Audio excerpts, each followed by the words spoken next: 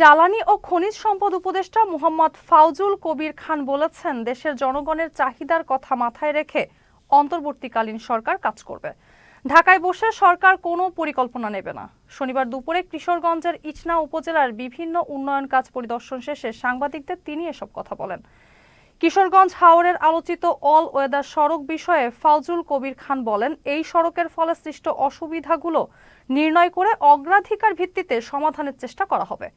কিশোরগঞ্জ জেলা সদর ও হাওর এলাকার সরাসরি সংযোগ সড়ক নির্মাণের বিষয়টিও সরকারের বিবেচনায় রয়েছে বলে জানান উপদেষ্টা।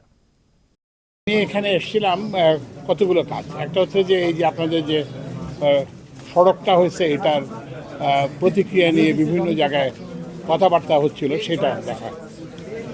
তো এটার ব্যাপারে সরকারের সিদ্ধান্ত হচ্ছে যে এই সড়কটা হয়ে গেছে, তো এখন এটার ভালো মন্দ নিয়ে আমরা আর বিতর্ক করব না, কিন্তু এইটার ফলে সৃষ্ট যেসব অসুবিধা সৃষ্ট হয়েছে সেগুলোকে আমরা সমাধান করার চেষ্টা করব। তো এখানে আলোচনার সময় সবার সঙ্গে তো আমাদের কথা হলো, এখানে কতগুলো কথা উঠে এসছে। একটা হচ্ছে জেলার সঙ্গে সংযোগ, কিশোরগঞ্জ জেলার সঙ্গে সংযোগ, এবং আরেকদিকে সিলেটের সঙ্গে সংযোগ। তো আমরা এটাকে অগ্রাধিকার ভিত্তিতে এটাকে আমরা পরিকল্পনা এখন থেকে অন্তর্বর্তীকালীন সরকারের আমরা ঢাকায় বসে কোনো পরিকল্পনা করব না। আমরা মানুষের সাথে কথা বলে মানুষ যেটা চায়, মানুষ যেটা প্রয়োজন বোধ করে সেটাই করব।